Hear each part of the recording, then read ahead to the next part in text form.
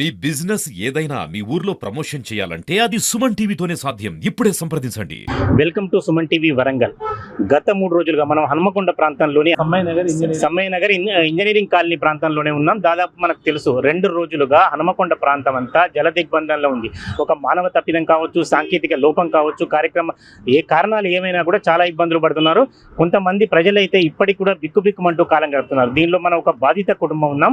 సాక్షాత్తు ముఖ్యమంత్రి రేవంత్ రెడ్డి గారి ఈ ఇంటికి ఒక 2 అడుగుల దూరంలో కొన్ని ఇండ్లను కూడా పరామర్శించారు. నిజానికి వారు కూడా ఇండ్లు పక్క కాబట్టి ఏదైనా పరామర్శిస్తారేమో, వస్తారేమో అని కూడా వాళ్ళు కూడా చాలాసేపు ఎదురు చూస్తారు, కానీ ఎవరూ రాలేదు. దీనిలో వీళ్ళ బాధ ఏమిటంటే, ఒక ట్రాక్టర్ కోసం ఏదైతే ఈఎంఐ సంబంధించిన ఇన్స్టాల్మెంట్లు కంప్లీట్ ఉన్నాయో ఆ ₹1,00,000 కడదామని కూడా 2 రోజుల క్రితం ₹1,00,000 వేస్తే ₹1,00,000 కూడా నీటిలో కొట్టుకుపోయాయి. ఇంత విషాదకరమైన విషయాన్ని వాళ్ళంతా కూడా భరించగలుగుతున్నారు. వాళ్ళ అబ్బాయిని ఇక్కడ ఉన్నాడు, వాళ్ళ అమ్మమ్మ కూడా ఇక్కడ ఉన్నారు. ఒకసారి అడిగే ప్రయత్నం చేద్దాం. సార్, అసలు ఏం జరిగింది?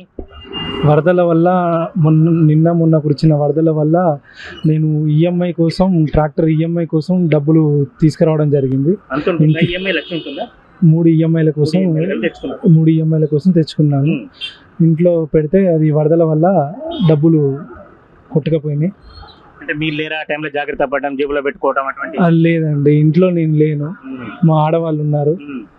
నేను వచ్చేసరికి ఆల్రెడీ నీట మునిగింది మా ఇల్లు.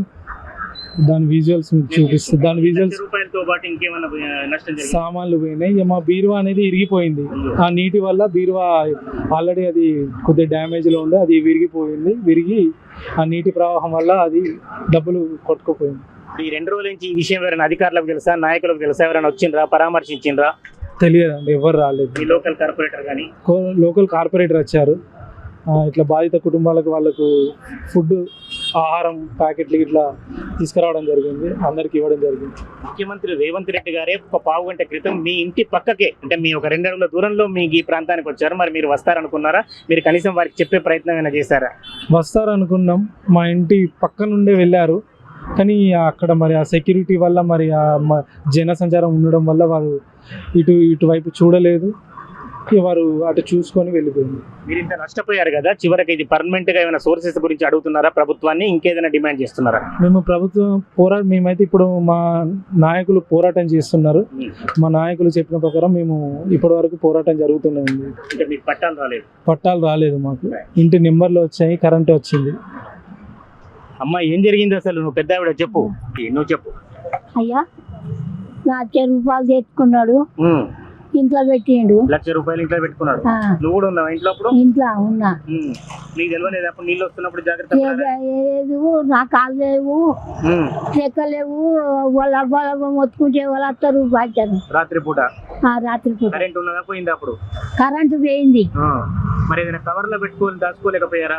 అంత పెద్ద పైసలు లేదు అయ్యా, తెల్లారి కడతానని అన్నాడు. ఒక్క రాత్రి పూట ఇట్లా అయింది. ఇంకా వీటితో పాటు పైసలతో పాటు ఇంకేమైనా నష్టమైందా? సామాన్లు పోయినాయి కానీ కొట్టుకుపోయినాయి. మీ వయసు పెద్దది కదా, మీరు ఇటువంటి వర్షాలు, నీరు ఎప్పుడైనా చూసిన తుఫాను ఇటువంటి ఇది వరకు చూడలేదు అయ్యా. మా తల్లిగారు చలవాయి గాని చెరువులు మత్తడి పడి తోడు ఇంకేళ్ళు వచ్చినాయి కానీ నీళ్ళు కొట్టుకపోలే. ఇప్పుడు గవర్నమెంట్ మీ మనవాడికి ఏం చేయాలనుకుంటున్నారు మీరు? బాంచను కాలే మొక్తా, ఏమన్నా దిక్కు దేవుడు దిక్కు, ఏమన్నా ఇస్తే ఇదేదవుతుంది బాంచను.